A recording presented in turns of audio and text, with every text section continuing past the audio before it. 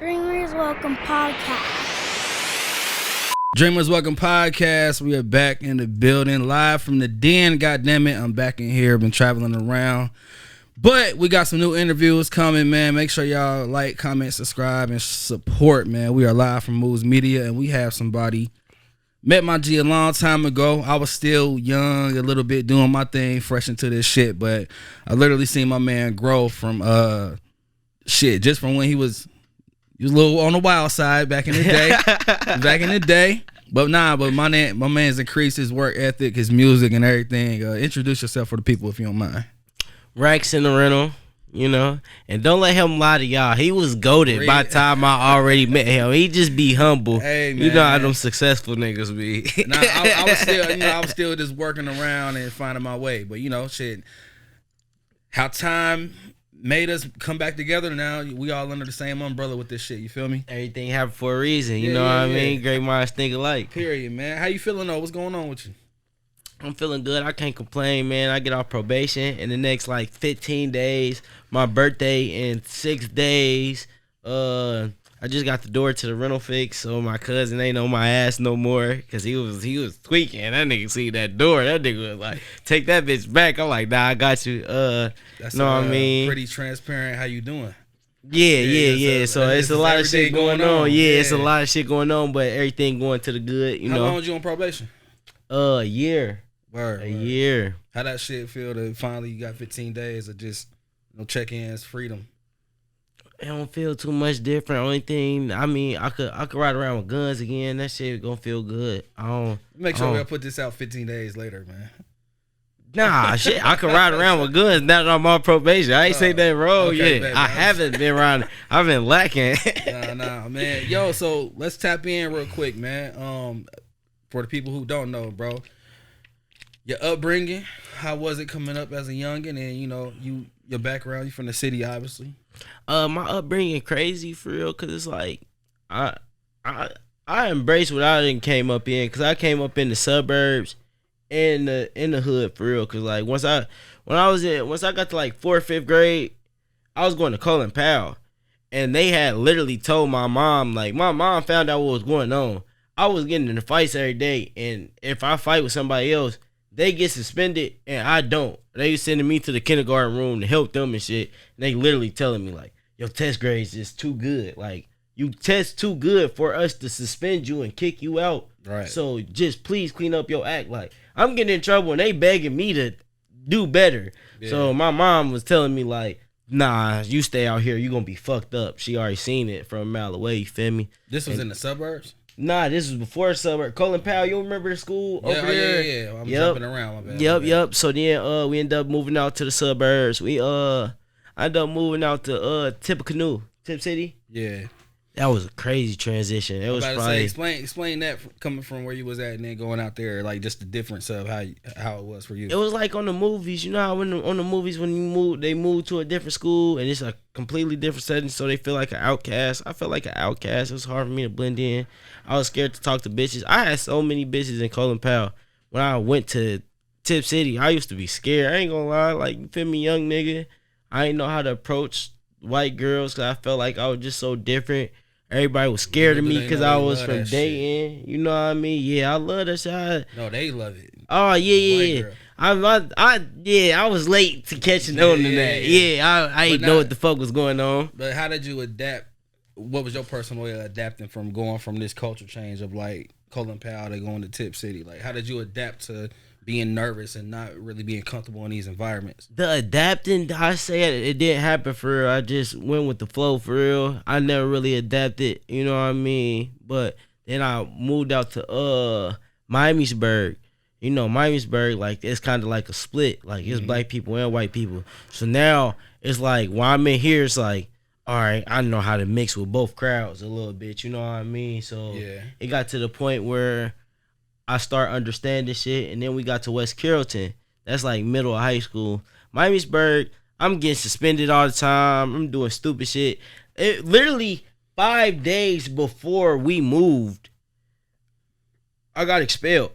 Because we was smoking weed before school, and goddamn it, I'm so young. I did some stupid shit. When I get caught, I just tried to put some lotion on my head so it smell like weed, all type of shit. They still like, nigga, you smell like a weed factory. That's literally what he told me.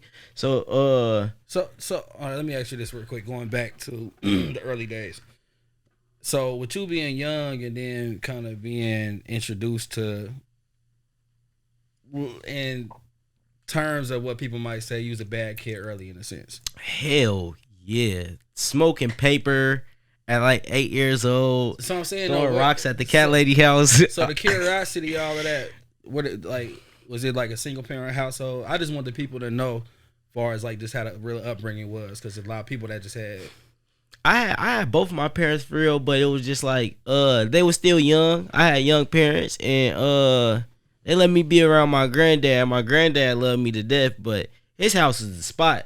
So I'm like 6, 7, 8 years old. I'm listening to crazy shit I ain't supposed to be hearing. Niggas talking about eating bitches pussy with X pills on them. Niggas getting indicted. Motherfuckers riding around in Fed vans with the little. It was some niggas that I was 8 years old and I heard this story. It was some niggas back in the day. It was working with the feds and they ride around with the Fed equipment. You know, the little headphones, and you can hear through the house with the little gun. Yeah. And they listen to niggas all night, and when they go to sleep, they come in, break in your house, take all your money, all your dope, and all that shit.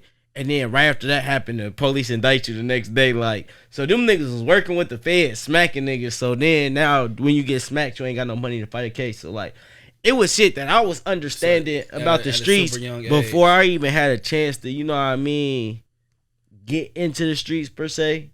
Or even before getting into the streets, like what was the act? Because obviously right now you on your artistry shit, but before that, what was the childhood consisting of? Sports or anything like that? I ain't never really gotten to getting into sports. Like I wanted to bad as fuck, but I always missed the sign date. And I feel like I would have did way better in school and gave more fuck about school, I say. Cause I always been smart. Like I got kicked out of 4th grade, I got kicked out of a spelling bee. I got kicked out of spelling bee because I was so impatient. Like, niggas, they asking other people how to spell words, and I'm telling them how to spell it because the niggas just sitting there and can't spell it. Yeah. So they like, because you can't be in a spelling bee. Like, when I was in kindergarten, they had moved me up to 2nd grade reading already. It was like, we over here teaching you shit, and you just already answering the question. You flying through the books, all that shit. Like, you know what I mean? My grandma was a librarian when I was young, so we had all the books, all the tapes and shit. You know all what I mean? All of the nostalgia. Yeah. So when did you realize at what age, or did you realize that you was just super more advanced, as far as like more than like your peers? 7th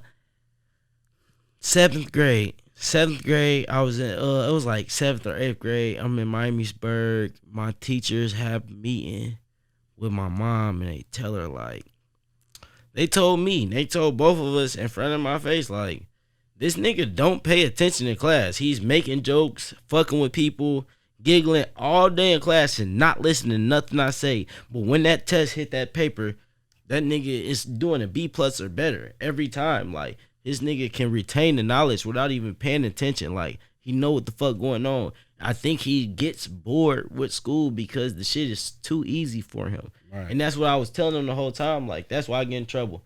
I get done. I always had this thing where, like, my mom would pop on my ass. She don't play no games. So I get my work done before school is over. Nigga, I rarely had homework. I'm getting that shit done. When I get done with my work, I'm bored. I'm a kid. You know what I mean? I think I got ADHD. You know what I mean? So I'm fucking with people. I'm goddamn it. Just doing class clown shit, want attention. Because you finished early. All that shit, they ain't got nothing to do, you know what I mean? So that caused me getting a lot of trouble, but that shit has showed me, like, damn.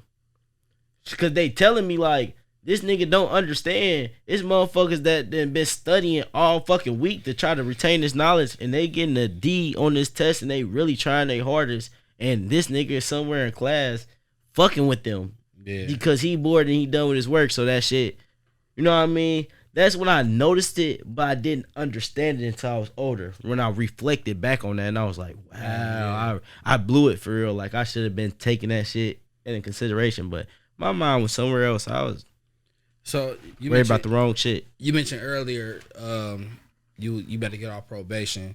What was the first interaction time that you really got in trouble with the law? What age and like what was that? My first time getting in trouble with the law was so crazy because all right, it was like back to back. My first time ever getting in trouble, I goddamn it, I got kicked out the house. So while I'm kicked out the house, I'm like doing little petty shit, selling weed, finessing motherfuckers, you feel me? And then I'm in West Carrollton by now. I already left Miamisburg. Like, but when I'm in Miamisburg and West Carrollton, like I hated the suburbs for the longest at first because I didn't understand their culture. Like it was just certain shit that they went for that I didn't understand, you feel me? And I didn't like that shit. I didn't feel like I belonged. But it was a white boy and shit. I'm chilling with these we at the high school, West Carrollton High School. They got this big ass parking lot.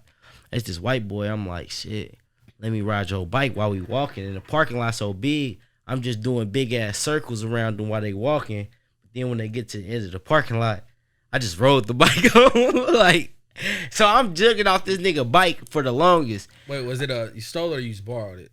I stole that shit. I stole it. I took his bike. Knowingly that he gave it to you and then you was just like, I'm about to just ride off on this bike. Yeah, I'm just about to ride off with his bike because like I was helping me. That's how I was selling my weed and shit. That's how I was getting around. You feel me? I'm still a kid. Everything ain't close. You know what I mean? West Carrollton kind of little though, to where I could ride my bike to everywhere I need to go. And you know I'm still young, so I got that energy to ride 15 minutes Endurance, to a nigga. Yeah. So I end up I'm skipping school because I'm scared to go to school because I'm kicked out. And I ain't know if my mom told the police like I ran away or something. So I'm like, it's early in the morning. I'm riding my bike up the hill from Kroger's. I see this white man following me, but I ain't thinking nothing of it. I end up getting in an apartment complex. I see the police riding around slow as fuck. So I know how slow they ride. I'm like, they looking for somebody. And I'm kicked out. So it might be me. I sit the bike down low as fuck. And then I end up sitting somewhere far from the bike. He like, Nah, I ain't going for that. Nigga, you was just on that bike. I was like, no, I wasn't. He was like, yes, you was. The nigga who owned the bike, dad followed you up the hill. And I'm like, oh shit. So then the dad out there mad as fuck, you feel me? I'm like, I'm trying to finesse my way out of there because I'm so used to talking my way out of situations. I always been smart for real, had a mouthpiece. So I'm like, let me talk to his dad, blase, blase. Because I was going to tell him a little fake story. He walked over to the dad. I seen it in his face. The nigga was like, hell nah. What age was this? It's like 14. All right. So when the music kick in for you? Music kicked in. Music was always around. My dad had did like a little 3-ball when he came home. I was like probably like 10, 9, 10, some shit like that. When he came home, he took me to the studio and they played a beat and I freestyled over a 3-minute beat. And then my cousin Damo, he had told me like, nigga, it's grown men that can't come in here and do that. Like you got a gift for it. That shit natural to you. You feel me? And then my uncle JR, he was always making music. He was a big influence to me. I always liked his music because he's so different. Every time he drop a tape, it's something different. It's something completely different than the last project. So he taught me a lot of things. So I used to walk to school. Like, from the age of 10, I used to walk to school, put beats on the headphones, and freestyle the whole way to school, like 15 minutes straight, you know what I mean? Yeah. Then I got the right music, you know what I mean? But I was making music forever. It took me until, like, the age of 22 to take that shit serious. So, in between that and being 22 to take it serious, what converted to taking it serious?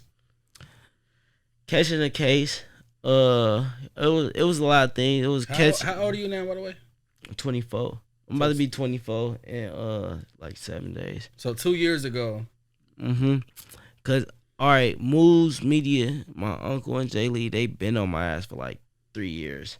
But I kept telling them the same shit. I was like, y'all so serious about the music and I'm so worried about the streets. Like I ain't even gonna play with y'all time like that. Like I kept telling them like, when I'm ready to take this shit serious and I really like, you know what I mean? Know that I got that passion, the same passion and drive that y'all got, that's when I'm gonna come fuck with y'all. But wait, before that, when I met you, How old was you then? I think I was like freshly 18. Cause our introduction was when I met you. I ain't gonna shout out homie, but he know who he is though. And we had shot 3 videos in one day.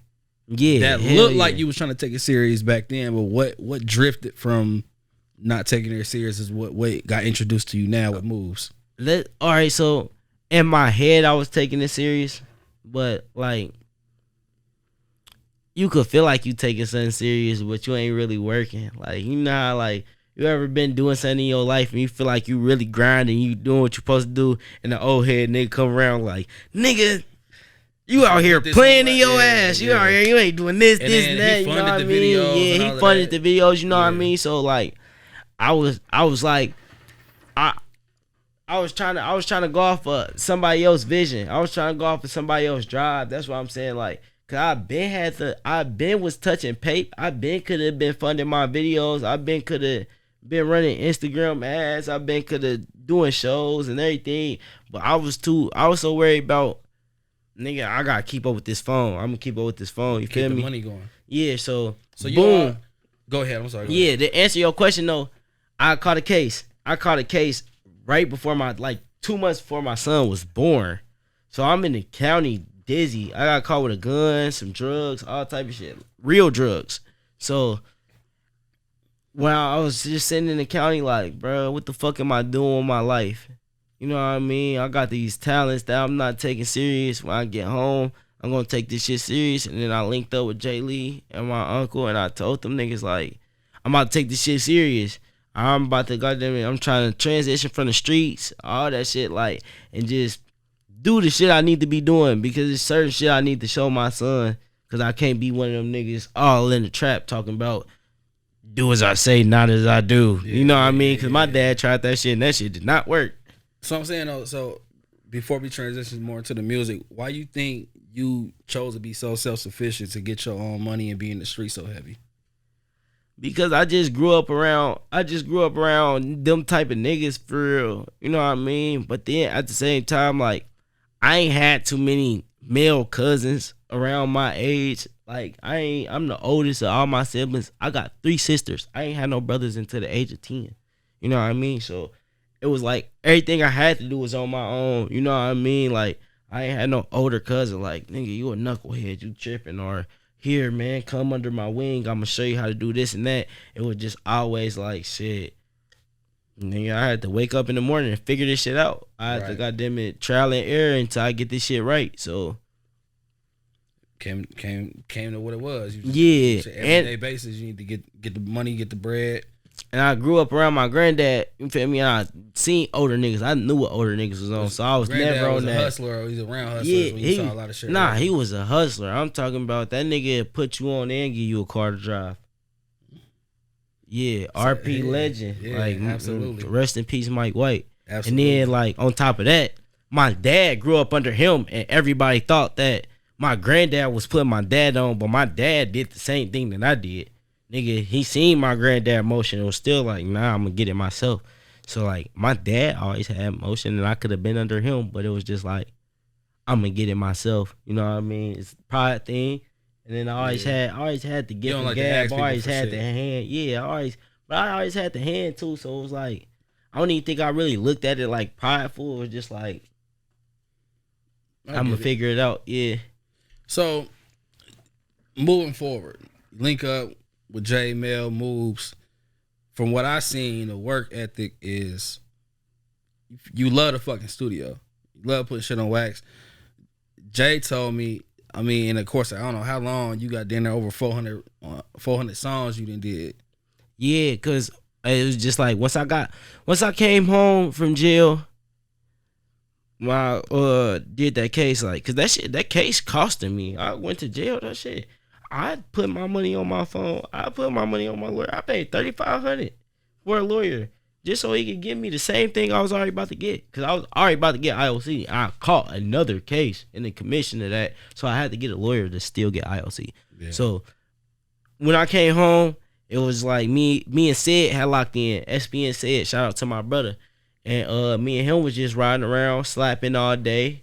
And at the end of the day, we get high and go to the studio and we load beats for hours, like just dropping shit, like, and then shit that just became a daily thing. Like even before that, I was recording hella, but it went into overdrive after I caught the case. Like it was just like I'm about to make as much music as I can, and it was because I look up the Gucci in a sense because I watched that nigga go to jail and drop like 17 mixtapes from jail. I was like, okay, putting it in. You gotta be 100, 200 songs up in case anything ever happened. You know what I mean? Your legacy could keep going. Yeah, not even in case anything happened. Was more so you should be a studio rat just off top. Just but I feel like you got that in you already though, because like I said, from what I heard, you just been dropping shit like crazy though. But I want to go back real quick. When you was sitting in jail, what was one of the biggest regrets you had when you was just sitting in that motherfucker? That I was so caught up in how many thousands I was making in a short period of time that it made me comfortable. Because it was crazy. When my baby mama told me she was pregnant, I had like $15,000 in my pocket. I'm like, shit, this nigga about to live a hell of a life. He's lucky to be my son. You know what I mean? I'm a young nigga getting it. And then 3 months later, all that shit crumbled and I was motherfucking broke as fuck. And then 2 months later, I caught a case and I was broke when I caught my case. And then I went on the run and ran up another 20 in like the midst of 2-3 weeks. It was crazy shit. I was out here fooling. But then end up getting caught on the run and then just seeing like I'm so focused on the money. I'm not focused on being a dad. I'm not living for myself. And I had to learn that. I had to learn that I can't live for myself because that shit, it ain't right. You know what I mean? My dad went to jail for some shit he didn't even do. But he took that time because he knew he was in the streets. You know what I mean? So, like, I ain't trying to put my son through that. I know how that feel. Period. I done had dreams where my dad was in jail. I had dreams. I'm with my dad and wake up and remember, like, fuck, he in jail. Yeah, like, nigga, that shit was fake. Like, that I still got it. Yeah, you know what I mean? That shit hurt. I done been in his visits and cried in front of him. The nigga told me when he came home as I was older, years later, like, nigga, I have to hold my tears in. I have to be strong for you. Yeah. You know what I mean? So, like, I just don't want us to have that type of bond. I want to be that dad that's at the football games. Like, yeah, that's my boy. Nigga just out, you out. Yeah. You know what I mean? I got some dogs that I'm breeding right now. I'm trying to put some LLCs in his name. You know what I mean? I want him, by the time he 18, yeah, he already got pockets and bullies and shit, and he already got a lane, which he don't have to do. He could do whatever he want to do, but, like, just in case anything don't work out and he fall on his ass, he know, like, shit, Pops got me. I got this lane. It's legal. I ain't got to worry about yeah, you know what I mean? Or you already got to set up for him. Yeah, I set up a bank account for him 2 months before he was born. I keep at least $1,000 in there. Man, so going back into the music, bro, what you love about this shit? I love anything with self-expression. I always knew how to draw. I always knew how to do poetry. I always like reading books. I always like watching movies. Just always to be an asshole. Yeah, I definitely know how to be an asshole. Yeah, but it's some bars in there. The way I get to express myself, you know what I mean? I get to express myself. That's what's so crazy about music, you know what I mean? Just in a little genre of rap, it's still multiple genres inside of that genre. You know what I mean? Explain. We got like Juice WRLD's, XXX Tentacion's, niggas that get high as fuck, very depressed and go through a lot of things. They in touch with their emotions. We got NBA young boys, young niggas that's just savage as fuck, but also emotional and know how to tap into their emotions. Then you got niggas like me that just on that young nigga chase a bag, ignorant shit. I would say that, you feel me? Even though I wouldn't say fully ignorant, but in a sense, you know what I mean? So that's why I get to talk about, because I talk about everything that's going on. The fake perks in the city, niggas out here cutting lean, niggas out here goddamn it dropping checks in accounts, all the shit that's really going on. I feel like I'm leaving a mark, you know what I mean? Our grandkids gonna be able to, cause I could listen to Biggie and Pac and Eazy-E and all that shit, and I know what the fuck was going on back then. Yeah. In the 80s, niggas was pimping, niggas was gangster, niggas was gang banging. Yeah. So niggas gonna know, like, in the 2010s, niggas is out here scamming, niggas is out here trapping, niggas out here doing shit. We the generation that do perks and lean, you know.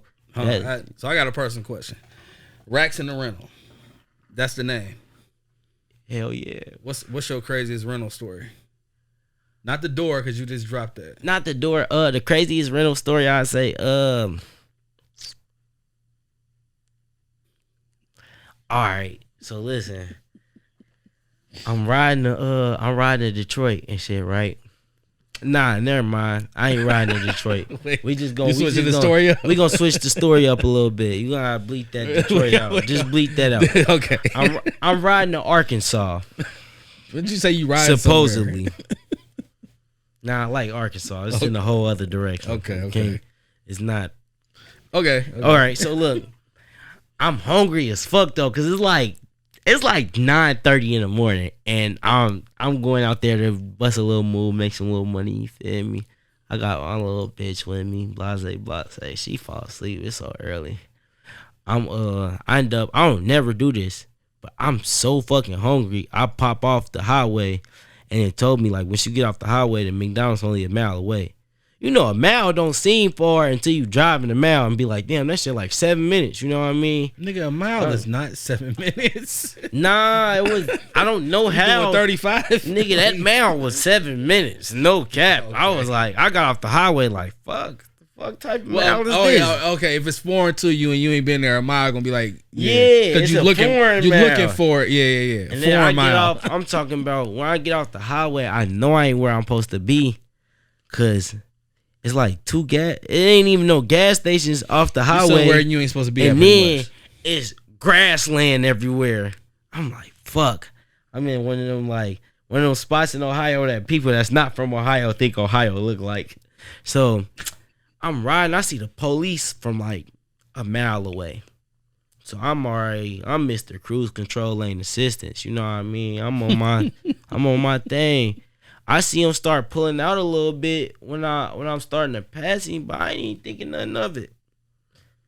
Mind you, I'm on the run right now. That's the whole reason I'm going out of town to get some money, so I can get some money for my lawyer, so I can turn myself in and get the shit out the way.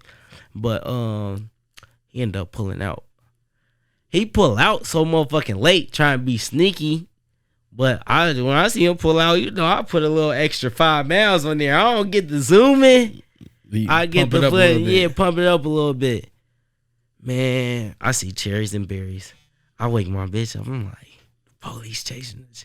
She like, I'm childish. You know, I play a lot. You know, I play a lot. So she like, boy, quit playing. I'm like, man, this ain't no motherfucking joke. Wake your ass up, like, bitch. They on my ass for real. So I end up busting a turn. I'm panicking too, cause mind you, I don't know where I'm at. So I'm trying to change the GPS to Dayton while looking in the rearview mirror, while looking in front of me, and look around, make sure there ain't no other police coming. Blase. We pop on the highway. Man, I'm in the mid-size. Mind you, I'm fucked up, so I couldn't get the Malibu or nothing like that. I'm in the mid-size.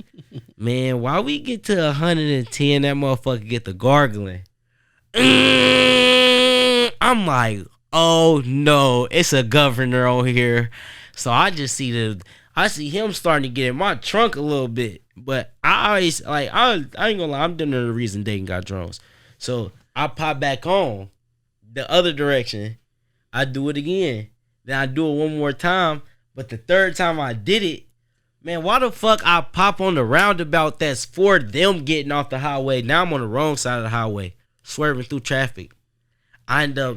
It's so crazy. I end up passing my dad. The nigga seen me. Look, this is gonna come back up in the story. We're gonna get back to that. I end up seeing the little trucker stop on the side. Going there. But when you go in the trucker stop, it's like a divider. So like if you don't turn right, then it's so much divider that you gotta either reverse or go all the way back down and turn. I turn around that motherfucker real quick. I watch him fly straight in. I swear to God, this shit felt like a movie. Me and him look each other in the eyes, and I just nodded at him like, yup, you fucked up. You know you did. And I seen it in his face, he was hurt. Like, soon as he fly past, and I let him get far enough to where I know he can't turn around quick, do the same thing. Pop off the highway, pop on the highway again. I see Highway State Patrol on the side of that road with that Charger. And the nigga holding the little radar, looking like he looking for something. But I could see it in his eyes. The nigga is looking past me like, I'm looking at him like, what the fuck car he looking for? Because I know he looking for me, but he looking straight past me. I go straight past his ass. I call my dad. This nigga like, bro, watch out. It's a nigga driving on the roads on the highway like a maniac. Be safe. I'm like, nigga. Hold on. Like, but in the course of this, how many minutes was it of all of this? This shit was like 20 minutes. I swear. And listen, before I start doing all the hop on and hop back off and the police is getting close to me, I swear to God, I was in my head thinking like, this about to be the first chase in my life. I just got to pull the fuck over and stop racking up charges. Like, I'm just putting myself in a blender. I looked to the side. My girl was praying. I'm God's child. I'm the chosen one. You hear me? This ain't his plan. I knew as soon as she started praying, like, we going home. Call my dad. He tell me, like, nigga, there's somebody on the wrong side of the road driving crazy as fuck. I'm like, listen, nigga, that's me. They flicked me while I was trying to go get some McDonald's. I was doing the speed limit and everything. Like, and he ended up picking me up. Like, it took him like 20 minutes to pick me up. That shit felt like an hour and a half. I'm over here scared, thinking, you better get ran. Motherfuckers about to tell on me and shit. I went to this gas station. We done bought some food from Subway, trying to blend in and shit, so I don't look crazy just sitting at this gas station for so long. Blase. He ended up picking me up. We go to the city. I had to wait till like 9 o'clock at night till I know a shift change. And then I went and got my rental. Nah, I think that was the craziest story I've ever had. Stories from racks in the rental, goddammit. All right. Now, I just needed to know that, though, real quick. So, coming up, you got Avis Activity, which I think we understand the meaning behind that that name. The activities I do in them rentals for them, you know what I'm saying? Like, nah, so I feel like this is like your really first complete, like, real project you meant to drop. So, what makes you feel like the completion of like this is being your first official album? Like what's the, because you mentioned the genres and everything, you put yourself in a different genre and rap, so is that with that, what more is expected with this to be coming out though? What more is expected? It's we got a whole rollout for real, cause like I already got damn near my 4 tapes already done and already listed. We know what's going on there, everything. So like, what made me feel like this a real project and this is different, I had 200 songs to choose from instead of me just going to the studio, young nigga shit, and just, you feel me? Like, I used to one-take my songs, you know what I mean? Mm-hmm. I used to be going there, nigga, I got everything wrote, I practiced it 100 times, one-take it. But this, like, I really took time. All these songs I took time, I put passion into, you know what I mean? Like, even if I wrote my shit down, I'm going to do my shit line by line by line by line. Take my time. I don't give a fuck. The producer over there like, nigga, I'm paying for the time. Shut up. Line by line. We about to, you know what I mean? Yeah. And it's like, it's everywhere. I got a little bit of this. I got a little bit of that. But it's all the same shit at the same time, if you get me. Yeah. You know what I mean? I'm curious, though, because you're saying that you already got, like, the next 3 or 4 lined up. Is it weird to have that? You basically already know how your 6 to 8 months gonna be. So being prepared that heavy though, is that like something different for you? Not really, because like I'm into chess. I play chess a lot. You know what I mean? And that make me move a certain way. You know what I mean? I plan my shit months and months ahead. You feel me? Yeah. It be certain shit that I do that I be like with the dogs and shit, or like the bank account I told you I got for my son. Like that's all shit that's made for, you feel me, in the long term. So it feel regular for real. It make me feel more comfortable like I'm supposed to be. Cause I used to be out here freestyling life. Is that And to all you young niggas that's out here freestyling life, stop doing that shit. Cause that shit be cool when the shit work out. When it don't work out, niggas be sitting there and then you start thinking about all the shit you supposed to be thinking about. You know what I mean? I feel like we done all did it. Cause once you freshly 18, you got all that ambition. I'm fresh out, let out to the world. I'm about to go grab all the shit I talked about in high school. You know what I mean? But nah, that shit ain't cool. You gotta be calculated. You gotta plan for success and failure. All right, last 2 questions. One, what do you want your legacy to be after all of this? A man just that stood on everything that he say. You know what I mean? Always like, I don't want nobody to play with me. I ain't gonna play with nobody. I want to be somebody that take care of his family. And that's why I say, like, I don't want to be no gangster, no trapper, none of that shit. You feel me? I want to be a man, a player, a nigga that goddamn it. When the bills need to be paid, the bills get paid. I bring the bacon home and I teach all my cousins and siblings and children things and get them knowledge and shit like that. Like the shit that matter. You know what I mean? Yeah. I'm trying to move my mom in a big ass house. I'm trying to put her in the foreign, try to put my daddy in a big ass house, have my siblings straight, have my kids straight. You know what I mean? Like, that's where I'm at with it. And don't get me wrong, this rap shit is what I want to do too. But at the same time, I love the fuck out this rap shit and I got a passion for it. And I am a rapper, but shit, you know what I mean? I care about being a man more. I say that, but don't get me wrong. Don't think that mean I minimize the rap shit. Exactly. But last question: what's a good piece of advice or a quote that you live off of? A piece of advice or a quote that I live off of. That's a good one because I wanna make sure it ain't. I don't want to say nothing. I don't want to say nothing cliche for. Nah, ain't nothing cliche. I mean, cause I ain't gonna lie. With that, asking that, people be having the simplest answers, but they got their own meaning behind it. So nothing is cliche. It's just what you provide after why you say it. For sure. My last nigga said live it up, but he had a whole reason why he said that. It ain't no wrong answers to that question. That's all I'm saying. I say what I live by for real is just racks in the rental. Yeah, shit. Like, I don't know. Go get some money for real. Like, it might sound crazy and simple, but shit, go get some motherfucking money, cause that's all I be on for real. Like, just be trying to get some money. I be trying to stay out niggas' way and go get some money, cause that shit feel good. Shit, I like expensive things. I got expensive taste. You know what I mean? Yeah. Be doing stupid shit about $300 t-shirts. Right around in rentals when I know I could buy a car. You feel me? Might pay $150 for a line or something. You know what I mean? Like, just to get high. So yeah, go get some fucking money. You get some money, bruh. Niggas and bitches can't play with you. Nobody can control what you doing. Nobody can. You hear me? Yeah. Listen, ain't nobody about to tell me what they want me to do or what they don't want me to do. They can only give me advice because shit, I get to the money. Especially you street niggas, go get to some fucking money and go put that shit up.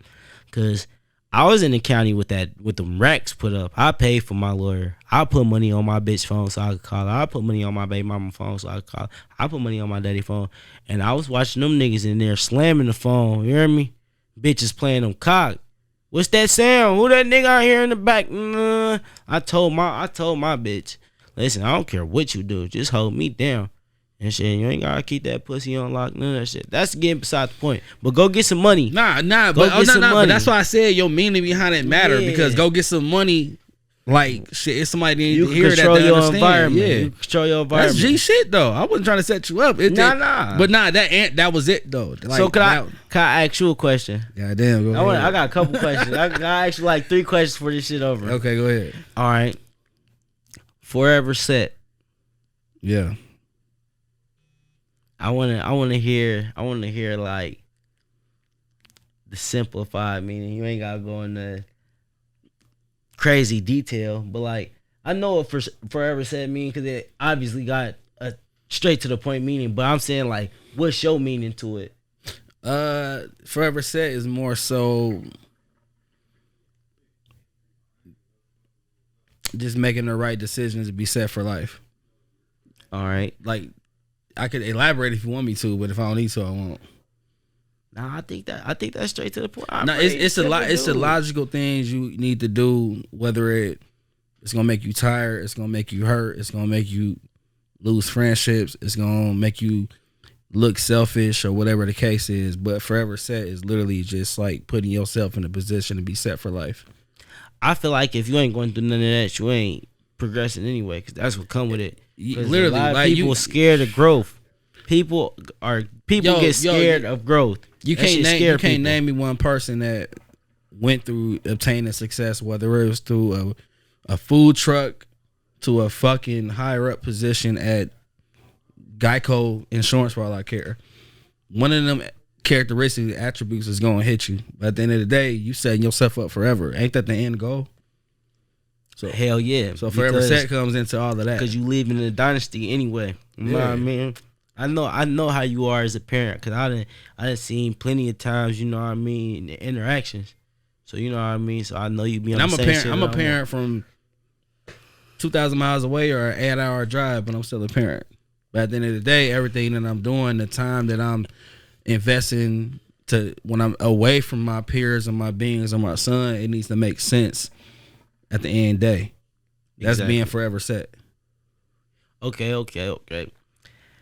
I've been wanting to ask you this. The first nigga that asked me questions on my own podcast. I'm ready. Yeah. What's up? I've been wanting to ask you this for a long ass time, and just me and you, we both too busy people, you know what I mean? So sometimes it's in my mind. How the fuck did it feel shooting a movie in Africa?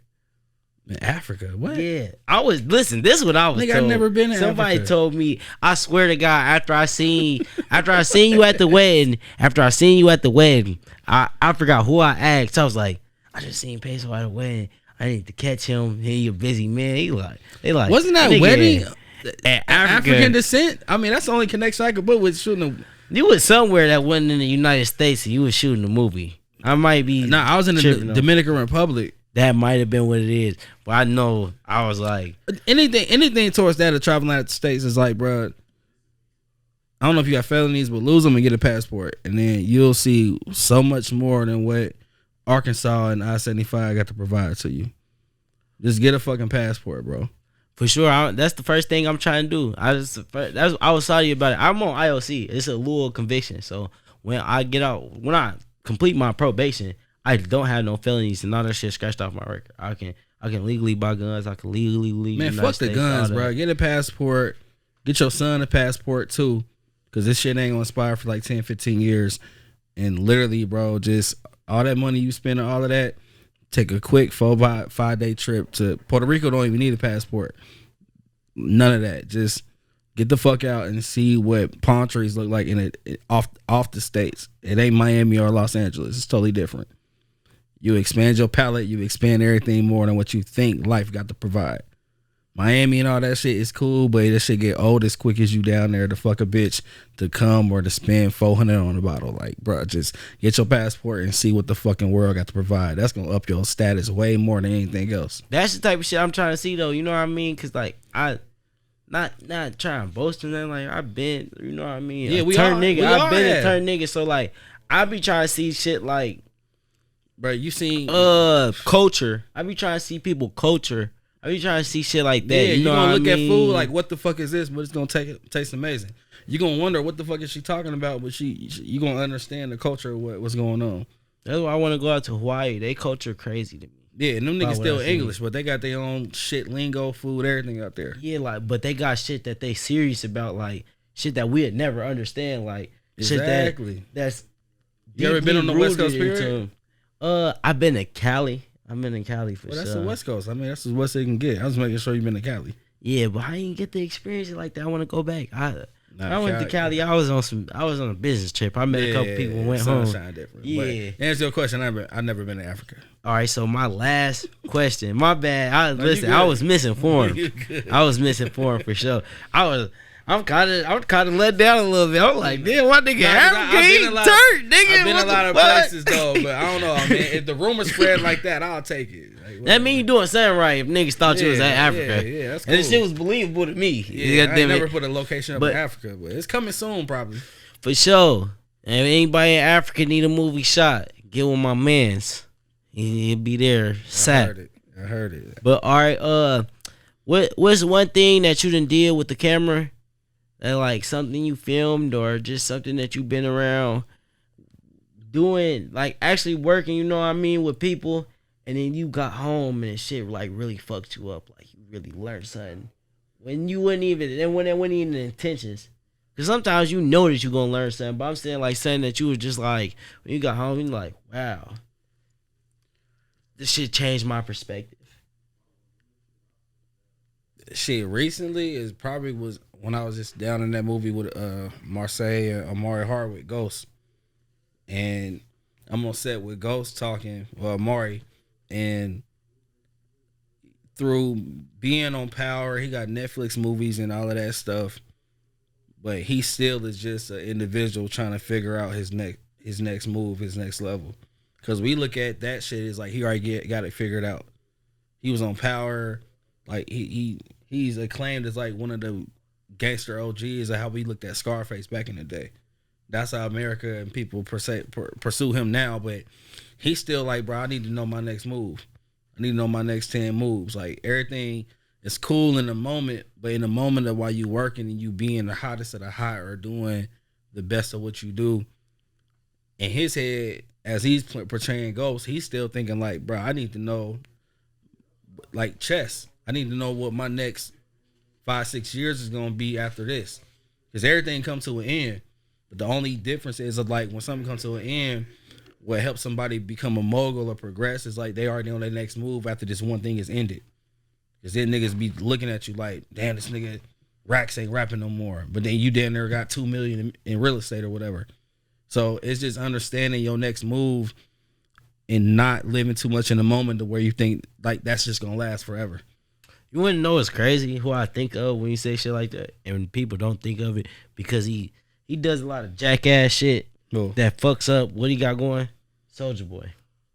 Yeah, but he been doing that. Soulja Boy, if you take away all the fuckery that he be doing, that's somebody that started off as a rapper and then made millions off of beats. But that's somebody who invested in some crazy ass shit. Like, that nigga got his hands in so many bags. That nigga, I don't see him never going broke. That's why he can do fuckery and disappear, because he already got it figured out.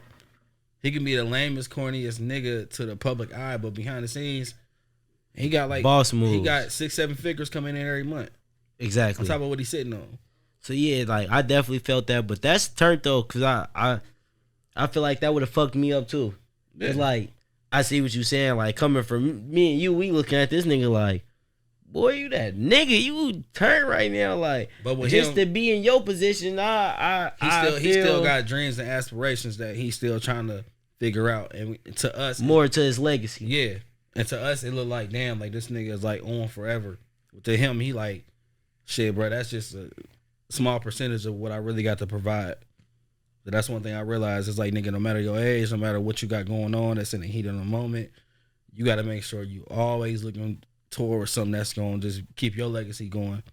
And you got to just keep moving steps ahead. It's a difference with hearing that from somebody like me, but to hear it from somebody that has done it, that's been in it, that has a praise for it, then it hit different, because it's like, fuck, bro. We ain't thinking long enough or hard enough. Like, shit, what we got going on good now, but shit, what we gonna have going on in 10 years? Exactly. And these are the reasons that I wanted to ask you some questions before I got off here, because I feel like it'd be a waste for me to be around somebody that done been in so many different places, so many different situations, you know what I mean? Especially like with traveling, like, cause I did have some traveling questions, but I ain't gonna make this motherfucking longer than what it seems. Nah, we got a few more minutes. I'm gonna ask whatever. All right, what's the craziest traveling situation? Cause I know you'd have been out and missed a flight or some shit and then had to pay $200 for another hotel, or goddamn it, just got out to a place that when I went to Cali, nah, my Chime card, they don't accept Chime. I almost didn't get a hotel. Craziest traveling experience is when I went to DR the first time. RP to my nigga Mute. He flew me out to DR and I'm gonna make this real quick and be asking some shit. All right. So we flew in the DR. We flew into Santiago, and then none of them niggas really speak English out there. So flying into Santiago, we go to his grandparents' house that live like 3 hours into the mountains away from the city. But we had to leave before the sun set because the gangsters or the drug dealers out there, they robbed the military. So they set up roadblocks and take their military clothes. Ain't no street lights going into the mountains. What the fuck? So if you see a roadblock from the military, obviously what you gonna do? Stop, whatever the case is. Nigga, the drug dealers is wearing the military shit and they'll rob your ass because it's a roadblock. So that was one crazy story. Second, going into the mountains and then finally getting to the destination, ain't no taxis or nothing like that. So we got niggas on mopeds and scooters stacking up 3 suitcases, taking us to the fucking to the Airbnb in a sense, of the house that we got. So then with that, they don't got guns. Everybody carry machetes in the Dominican Republic. You can look it up. So you got all these niggas around you that you don't speak English, and they got machetes around you looking like a pure American. And the only nigga you got is like over here trying to discuss shit to force to get into the crib. But I'm over here surrounded by niggas with machetes and shit. But you might get off a little bit, man. Until I say no hablo inglés, that's when they get real sketchy. So that was one of the most wildest trips because it just was like the culture shock of like, fuck, bro, these niggas live like get it how you live type shit. And I can get deeper than that because women be selling pussy out there for 15 pesos, and that's like a bag of Doritos here. So it's pretty fucking wild when you go over someplace and you see how they living. And then you see the means of like how they even just getting money or you know what I mean? Like we over there doing extravagant shit, living a life in a place that is like fucking poverty and filth to them. But we out here cruising, living a best life ever. It's a crazy conception of like, damn, like we just spending money, $2,000-$3,000 to live this shit, and they looking at us envying our shit. Fucks you up. Yeah, definitely. Not to down the thing or nothing like that, but that's one of my craziest traveling experiences though. Period. But back to my podcast, man. For sure. Nah, Trap, bro, I appreciate you, bro. Avis Activity is coming out, and I just wanted people to see a different side of you, bro. Like this was a mere somewhat serious conversation, but I just want people to understand, like, you human within yourself. They see all of the chaos or music and the life living, but they just need to understand, like, you came from somewhere, you been through trials and tribulations, and this is what it leads to. Now you on the right track with it. For sure, I appreciate you having me, man. I appreciate the questions you asked. You know what I mean? And I feel like it was a good conversation. I love good conversation, for real. Absolutely. I ain't gonna lie, like. Absolutely. I talk somebody's head off because I'm really deeper than the surface. You know what I mean? I know. For sure. That's what I was trying to tap into. And we go, like you said, we go back farther than people know. My first 3 videos I ever shot, he shot them and did that shit in like what, 2 hours? It was like 2 hours. Yeah, in the same house, in the same house. Backyard. That shit looked like, and if you look at them 3 videos, you would not think that they was all in the same setting, all at the same time. Like, shit was crazy. I got high as fuck that day. Went to sleep at like 3 o'clock in the day, and got there, woke up at like 12 at night. Like, turn. Yeah, we got it done. Dark. Yeah, but hell yeah. And I appreciate you, G. Just to see where both of us then went from there, man. And then we linked back up. And we back at it. Hell yeah, that shit turned, man. All right, y'all. Dreamers Welcome Podcast. Y'all keep on dreaming. We out this bitch. Yeah. I'll at you. Dreamers Welcome Podcast.